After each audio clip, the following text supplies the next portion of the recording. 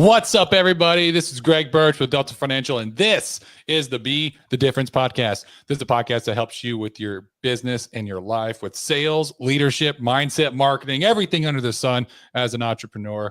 And we bring on guest speakers. Today, I have the honor and pleasure of welcoming Mr. Tim Rhode. Tim, how's it going, buddy? How you doing, brother?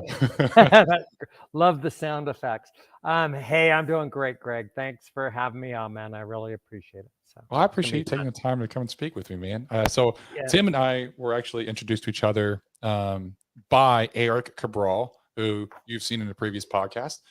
And just so everyone knows who we're going to be listening or learning from today, I'm going to talk about some of Tim's accomplishments. Now, Tim would tell you that he got off to a slow start.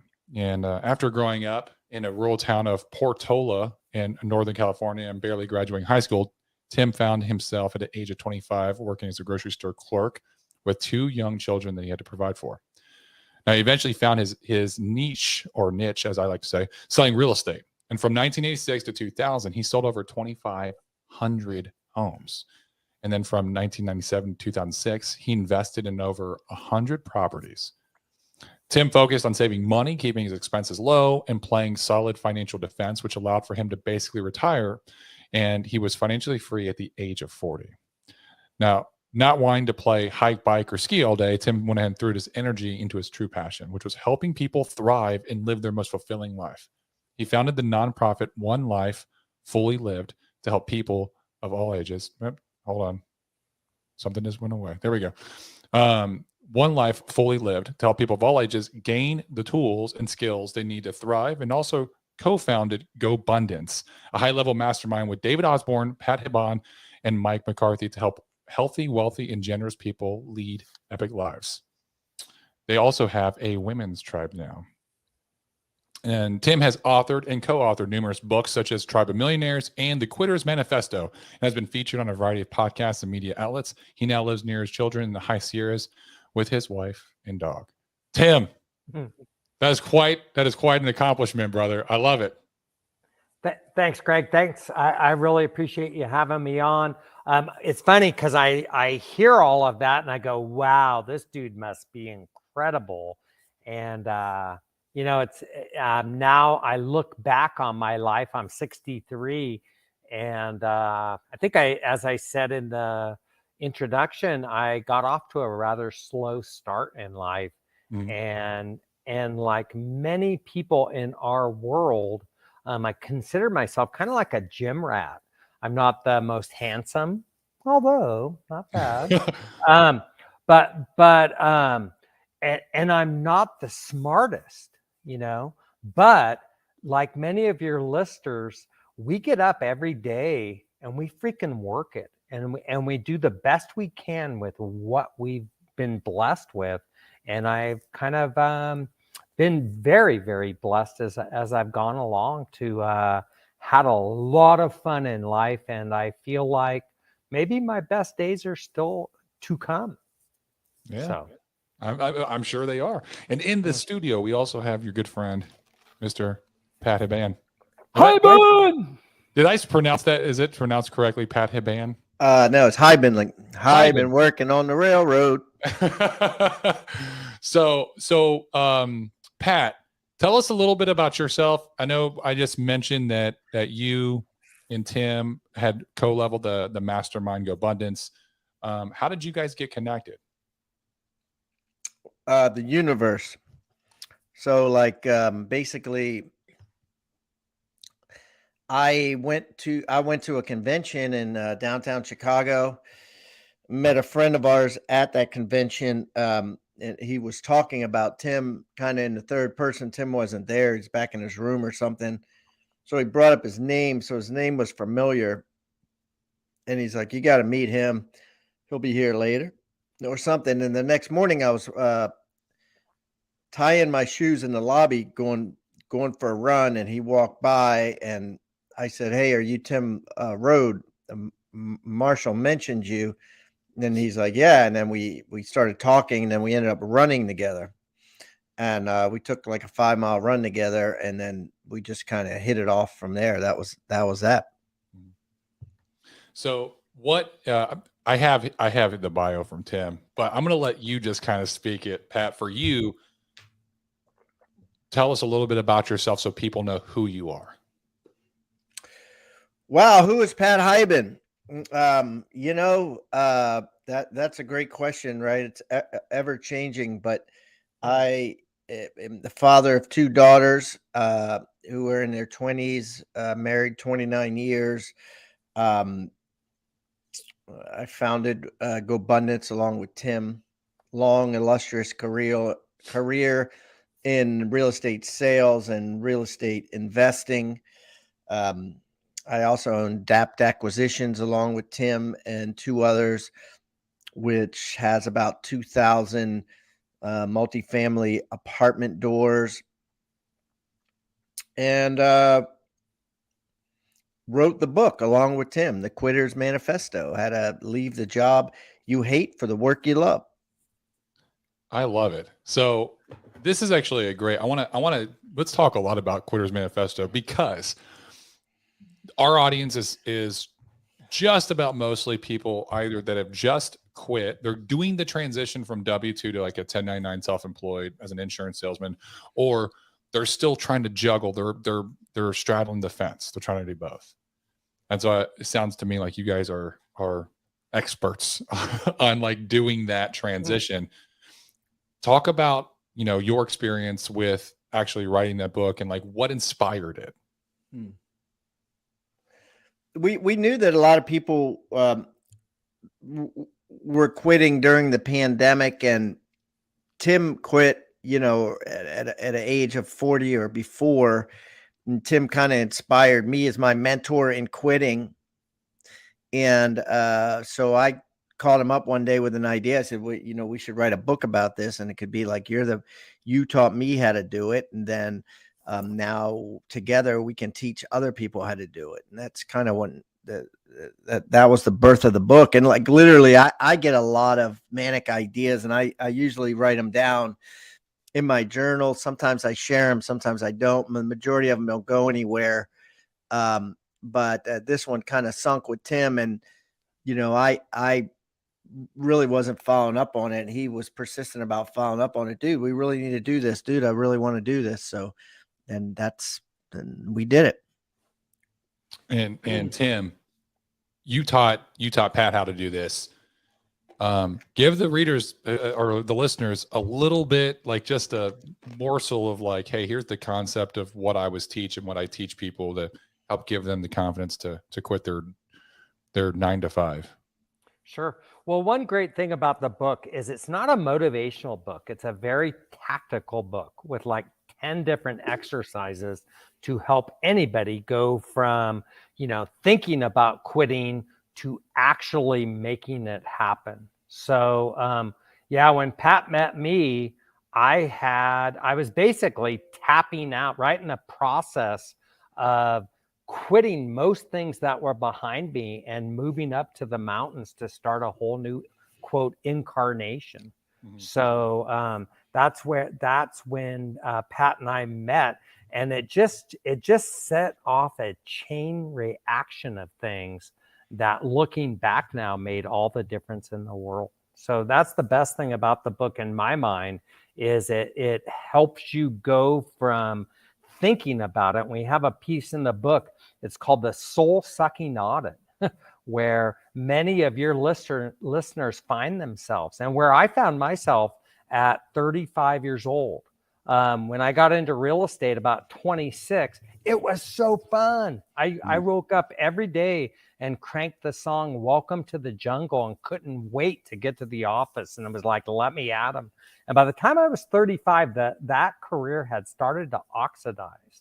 And I knew there was something else. So I had the balls, if you will, to go after what was next for me. And that's what we hope your listeners will get out of this. And I love how it seems to me that this is something that can apply whether you are W-2 going to a 1099, whether you are in a long-time career and you're looking to quit and become a new identity, rebrand yourself, become something new, to take on a new challenge.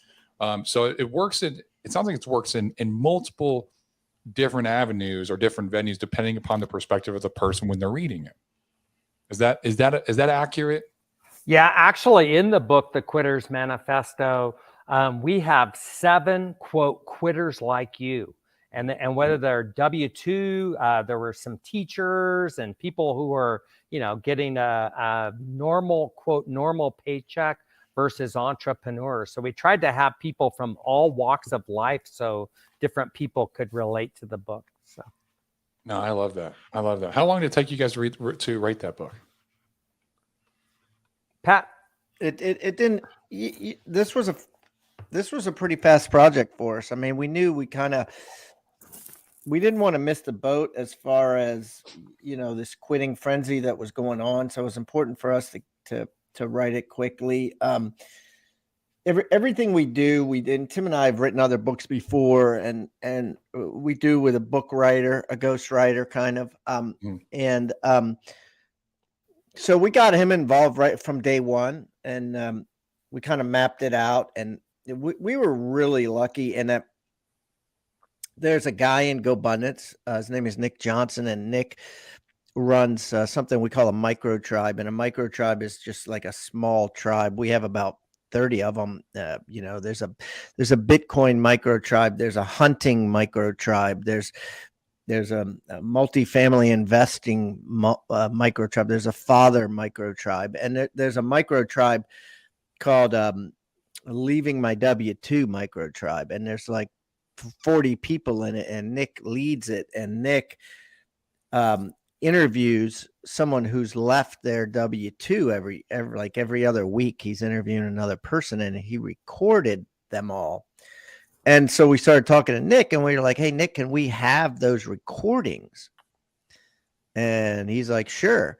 So he gave us a huge file that we immediately Dropboxed to our writer, and our writer Dan went in and listened to them all and basically picked the 7 best ones, and then that's when he wrote the little parts about the 7 quitters like you, and he interviewed each one, and so it saved us a hell of a lot of time, and we were just really lucky with that process. I like that you guys use that, because I've talked to both sides, and of people that have done both ghostwriting and then have just done it themselves, capitalizing and using a ghostwriter so that you could capitalize on the speed. That was smart. That was really smart, because you knew that, like, hey, due to the time frame with COVID and everything going on, we have to make sure that we get this out as soon as possible. Mm-hmm. Yeah. So. Yep. And I mean, I wouldn't write a book without it now. Even if I was writing a fiction book, I think I would get help with that, because at the end of the day, we don't have degrees in creative writing, right? We don't have degrees, and the average person doesn't make it past page 8. Like the amount of people that actually make it past page 8 of any book is less than 10%. So if you're going to write a book, it has to be really good. It's got to hook them and stick them, and otherwise it's not even a book. It's a cover of a book. Tim and I have thousands of friends who mail us free books constantly. Mm-hmm. And really what they are a cover with their name on it, because it's just, you can't even get past page 8. It's like, this is written like terrible. Like, what, you know what I mean? And it's a skill. So I highly recommend you hire that out, especially if it's a nonfiction book. Absolutely. No, I agree. And so I'm actually looking at doing a writing my book right now. I'm in the process actually of writing my book right now. And so I haven't decided if I'm going to do a ghostwriter or not. Haven't decided at all, but this is definitely something that I would be willing to look at. And I like that I'm actually getting a little bit of this knowledge, because how did you guys find your ghostwriter? This is more just my personal knowledge. I'm excited. I'm interested to hear about this. It was a referral. Hal Elrod uses him, and Success Magazine. Darren Hardy. All his books are written by him. David Osborne uses him for his books, and it's just a referral. He does a lot of business books and books like ours. Like that's his forte. Okay. And so you guys do the book, and you said Tim, that when you guys wrote the book, you were in the process of moving up to the mountains. Talk a little bit about this and your process of actually applying this to your life. Well, this, like the move I just described, happened in 2006. Oh, okay. Okay. So this happened way before then, before you wrote the book. Yeah. So we kind of took that time frame and, use that as our quote quit time, if you will. And you said something really important earlier, was the importance of having your own way of doing this. And for me, it was all about your identity and changing your identity. So before I made the quit, Tim is a realtor. He takes care of his family. These are the things that I'm doing. And when I made the changeover in my mind to, I want to list and sell real estate. I only want to invest for myself. I wrote out a plan. I called it Tim is now an investor plan. And it was, what's the outcome, what's the purpose, and what's the action steps? And literally wrote that out on a Friday. And on Monday, I whooped it out and went to my team and said, we are no longer listing and selling real estate. You're doing this. You're doing this. All we're going to concentrate on are finding great deals, funding them, flipping and keeping. And we just it was almost like a sandlot play of where are we going from here. So that's a huge piece of the book. Okay. And how long did that transition take for you, Tim? When you started doing that transition where you said, hey, we're going to do this, was this a phased approach? Some people like take their time because I got to have everything perfect, right? Was this a quick process for you where you're like, hey, within 6 months, I was we were rocking and rolling and I was in this new role. I was in this new identity that I have.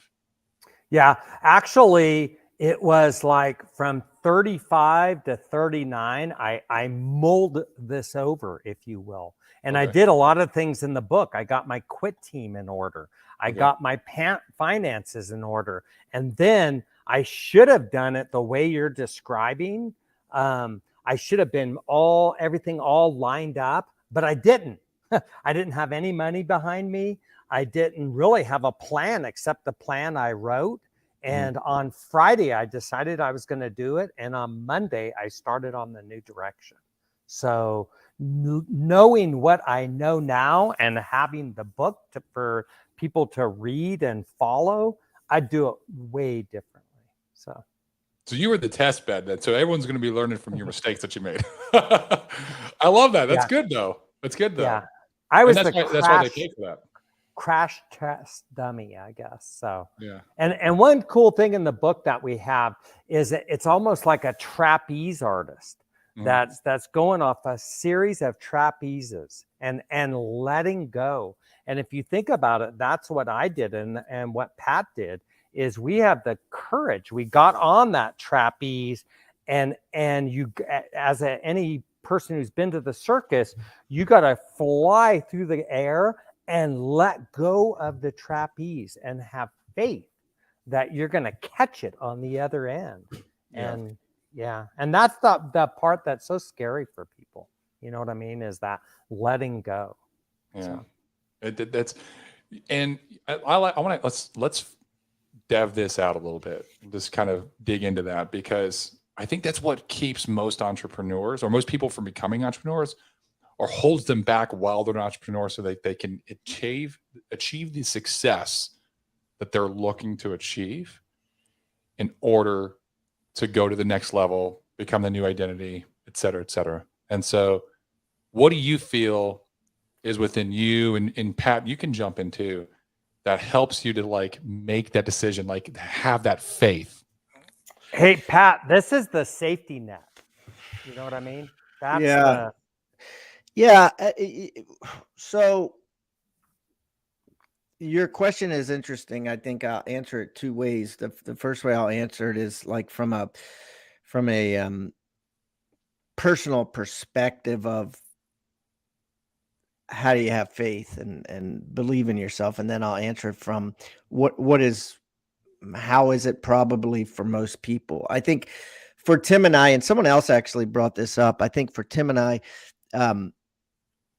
we were lucky in that we were kind of just born with it. Like I always knew I would be successful. Like I always kind of knew it. Like I always kind of, it dates back, I was 15, probably 14 years old, and I was massively in love with this girl who just basically was a flirt. And almost to the point where she was like, she got something out of it, but I didn't get anything out of it. And she hooked up with this other dude and lost her virginity to him. And I can remember being so upset about it and walking home from school. I remember the street I was on. I remember, what was there. And I just kept telling myself that she made a huge mistake, because I'm going to be, so rich, and I'm going to be like so envious that she fucked up. Mm-hmm. And that was at 14. And I had nothing. Like I didn't even have a job. So like, how does that happen? I don't know. Right. I think I'm lucky in that sense, right? Because they say you don't know what you don't know. Like if you don't know that you can't, then you know that you can. So, I'm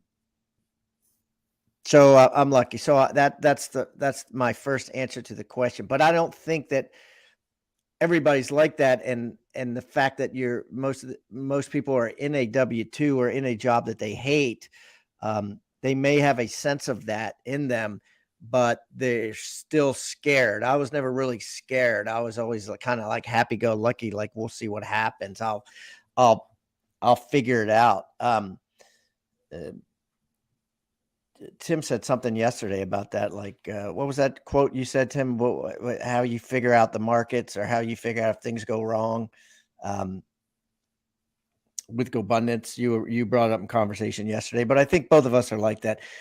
So then, to answer your question, another way about the trapeze, about the safety net, is a lot of people, most of the people we speak to with this book, they may feel a sense that they can succeed, but yet they're still scared to death. They look over the cliff and they see a straight cliff, and they don't believe that they can just jump off and create a plane or a parachute on the way down. So they run away from the cliff. And we teach you how to build a safety net so that you could go over the cliff to the other side of the ravine on your trapeze bars. And if you do fall, there's a safety net there. And we give you very tactical, very specific ways to do that. Save enough money or have enough money. And then we're like, okay, well, how do I save enough money? How do I have enough money? Well, you go to home equity, you go to your parents, you go to your sister, you go to your friends, you go to your family. If you get a HELOC loan, take the money out of that home equity line of credit and put it in a different bank, not related to the first bank, because that way, if your house value goes down, they can't squeeze it on you like they did in the last recession. People had all these HELOC loans and they didn't use the money, so then they just took those loans away or lowered them. So we give you in the book lots of very specific things to build a safety net so that then you can feel more confident and have more faith that you're going to be able to do this job. Mm-hmm. I just want to talk about the point that happened to you when you were 14. And I find that is very similar for a lot of entrepreneurs, that they had something that happened to them that was painful, that they use that pain. They have a way of taking painful or difficult situations and finding massive success through it, like driving them to find massive success. Right. And it's just like, it's always like being told that you're going to amount to nothing and you're a nobody. And like, you walk away with this idea in your head, like, I'm going to show them that who I really am. And I think that's really powerful, right? That you had that experience that could have been like that kind of defining moment that set that path, that go down the path that you did, because you were driven. You remember, it's obviously very imprinted in your brain. You're like, I remember the street I was walking down, very imprinted. I love that. And if you're listening to this, you can tap into this kind of energy. If you think back to when you were a child or when you were a young adult, in high school especially, it's usually when it happens for most people, and you had somebody that used to pick on you, or people that didn't believe in you, or you had that situation that you were heartbroken, and you used that it's almost like a negative energy, but you use it for a positive purpose to drive you to kind of prove people wrong, to show what you're capable of. It's a very powerful tool. And that's something that I've used most of my life, which has helped me. And Pat is sitting here talking. He's a very successful entrepreneur in real estate and author, and has used it as well. Tim, do you have one of those moments? Yeah, there was a guy named Bob Cheney. He was the grocery manager and told me I'd never amount to anything. And I used him when I got into real estate. I kind of had his face plastered in my head, and every day I talked about using the song "Welcome to the Jungle." I kind of start.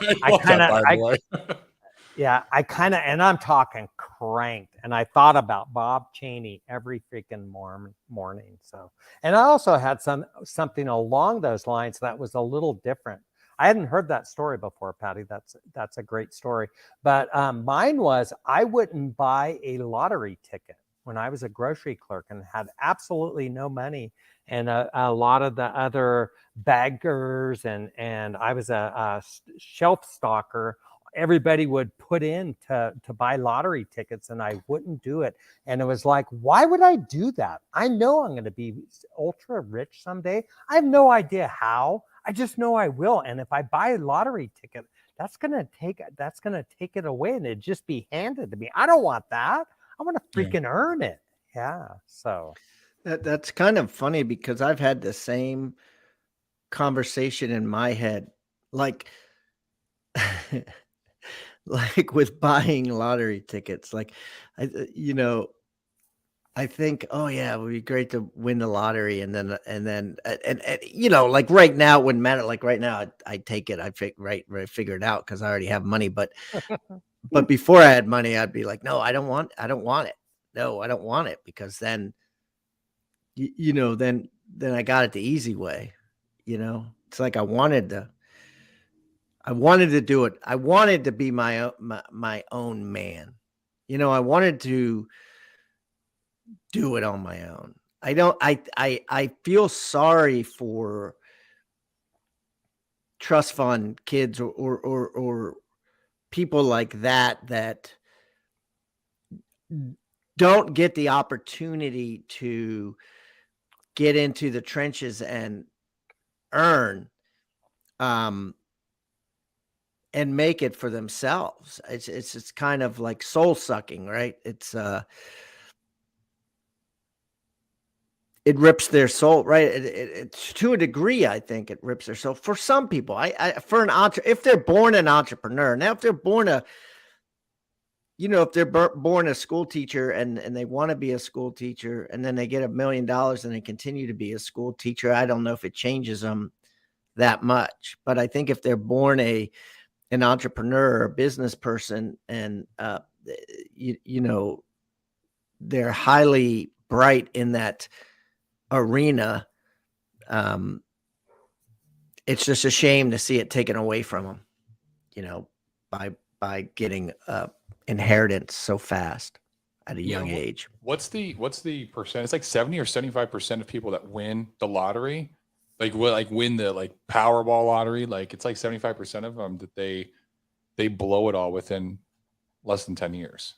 And then they're in a worse situation than what they were before they won it. And what you see is that they haven't developed the skills necessary to manage the money, to grow the money, because they did not go through the trenches like you were saying. They didn't earn anything. Yeah. And what we see in all of the GoBundance and Emerge, Ascend, these masterminds that we help lead, everybody wants to take the elevator up to the top, and that's a lottery ticket.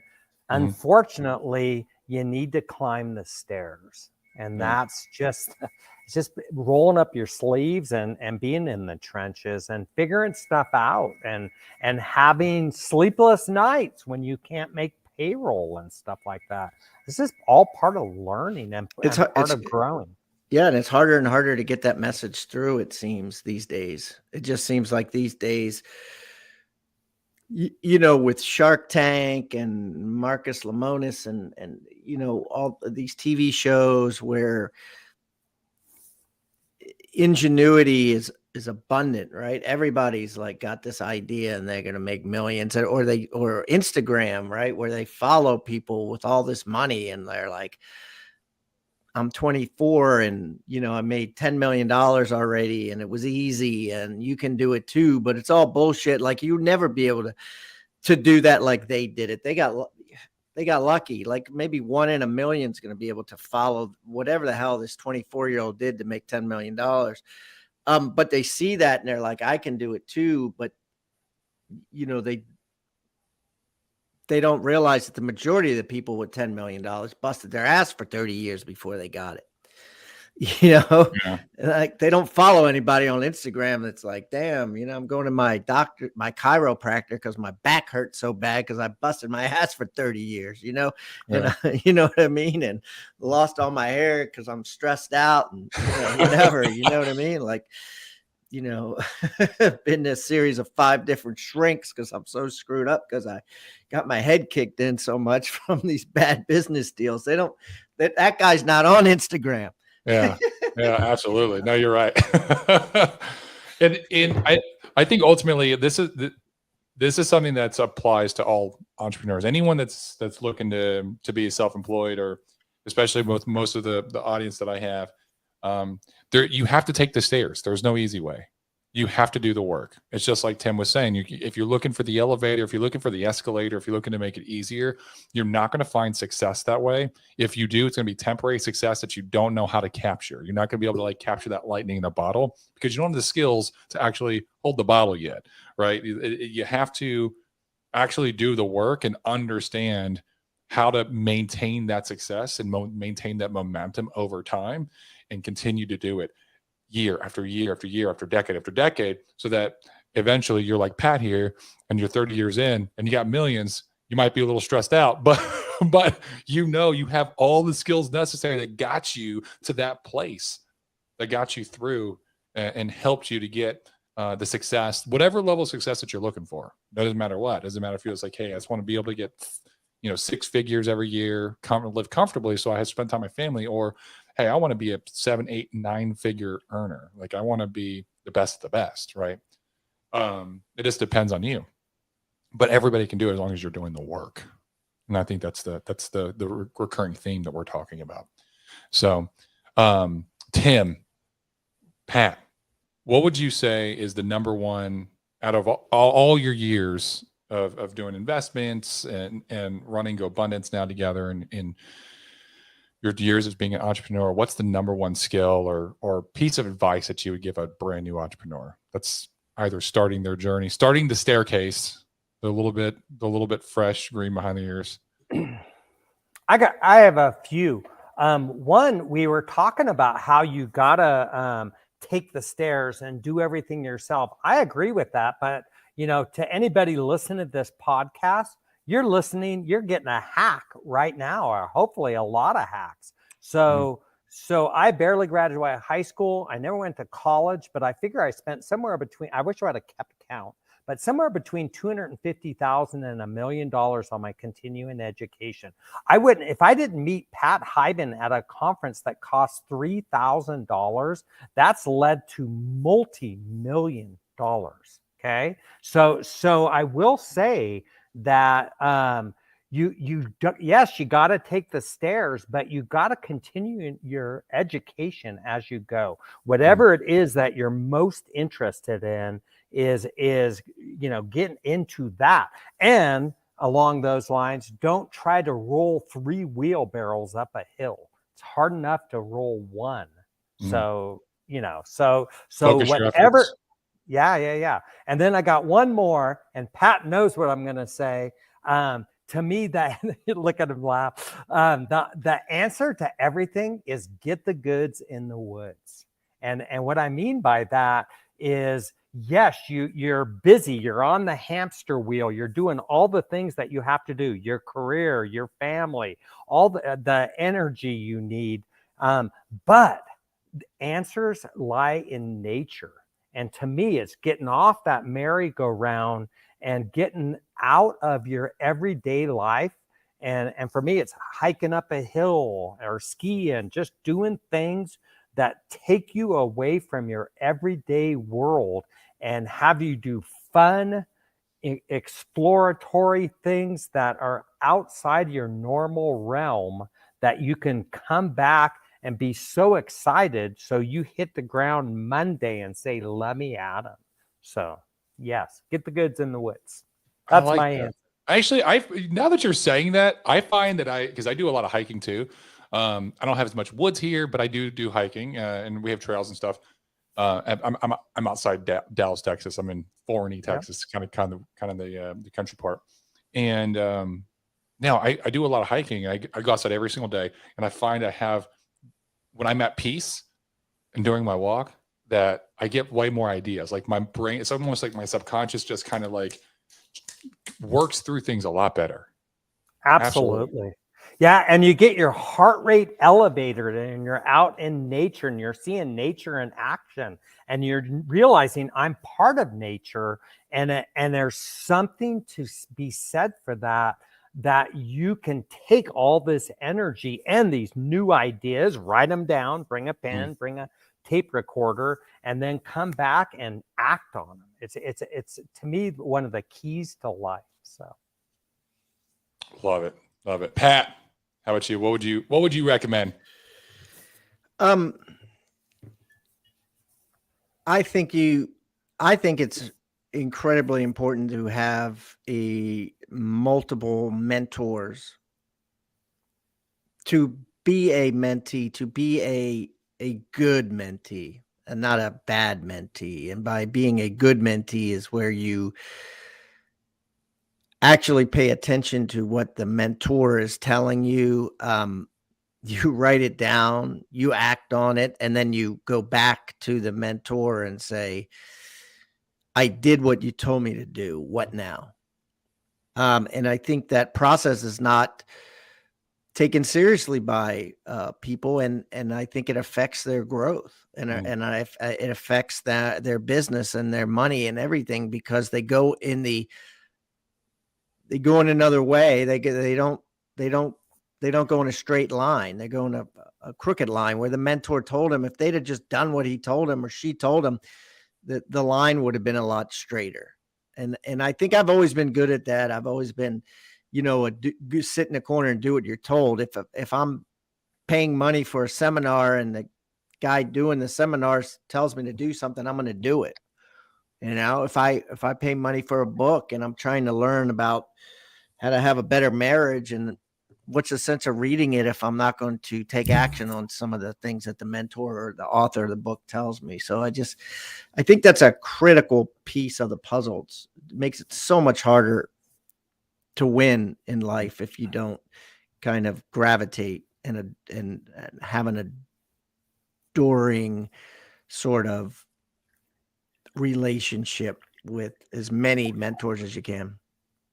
No, I agree with that. It took me some time because it's challenging when you're first starting off because the money it costs, right? And it's also a risk. You're like, dude, is it the right person? And like, same thing. You kind of like want to wait and you push it off. And it wasn't until I got my first sales coach when I was first getting into entrepreneurship and into insurance that I realized the value of it and the importance. And it's really like you have to invest into it. You have to do it, I think investing into it like that, especially when you like pay thousands to spend time with somebody a couple times a month or like one time a week or something, then because you're investing so much money, it forces you to actually do what they say. Which how often I can tell you, I've read I read all the time. I read plenty of books. And there's sometimes I've read a book where I'm like, oh, that's a really cool concept, but I don't actually apply it. Right. But I'm like, I know about it. Like, and I'll move to the next book and the next book. There's some books that are if it's really profound, I'll execute it. I'll do it. But when you put a lot of money into something, you're way more likely. And then in the money you put in and what you get out of it from actually applying the tactics and the strategies that they teach, it kind of exponentially makes you go faster on that staircase that you have to go through, right? You're still doing the work, but it's like you go faster, right? And it shortens the time frame. It's kind of the closest thing you can get to getting an escalator or an elevator while doing the work. If you're learning from somebody that's years ahead of you on the staircase, and they can kind of show you, hey, kind of with Tim and Pat's situation with the Quitters Manifesto, like, hey, here's the mistakes that we made when we went through this, right? Sure. Don't do this. Yeah. Right. Here's the strategy. It makes it exponentially easier. So, no, I appreciate it, gentlemen. And the last question I have for the podcast with all my guests is, if you were to have a meal, break a bread, and have a conversation to learn from 3 individuals living or passed away, who would those people be? Wow. I think I would go on the side of fun. I think I would. I've never answered this question before. So what comes to mind is like Jim Morrison, lead singer of the Doors. Just like, I just can't imagine the fun you could have, right? The hanging out with him. Let's see. I could go with maybe like Mother Teresa. Like that would be a generosity one. Like what would that be like? Just hanging out with someone who was so like heart-centered and like so giving all the time, and then maybe like Gandhi, right? Who would be like, don't sweat the small stuff, and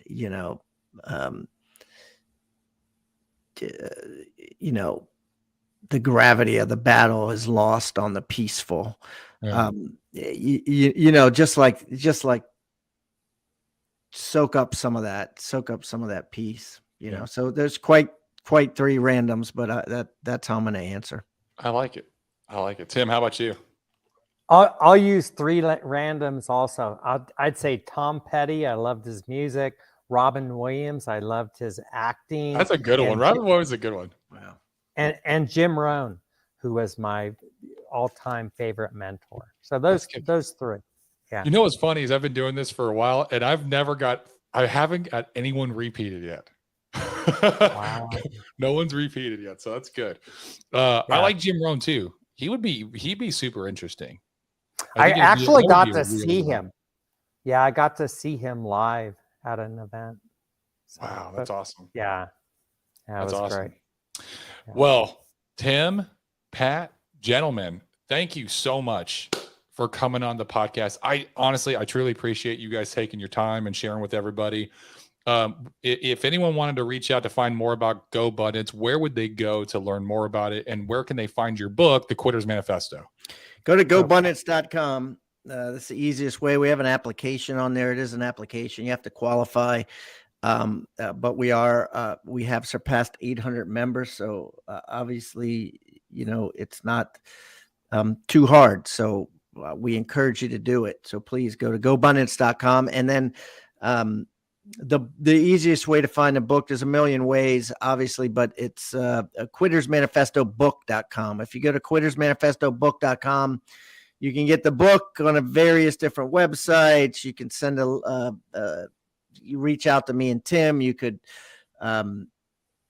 we have a companion guide that we're giving out for free that you can click a link and get a little companion guide to the book, all that good stuff. Awesome. Well, gentlemen, thank you so much for taking the time and being part of the podcast. I truly appreciate it. And so does the audience. And for everyone watching, if you got value from this, and I know you did if you watched until now, then do me a favor, share this content with somebody else that could also get value from it. That's called a value-based exchange. That just means that we're going to spread it by word of mouth. That way we can grow our engagement, we can grow our audience, and we can touch more lives. This has been the Be the Difference podcast. I'm your host, Greg Birch.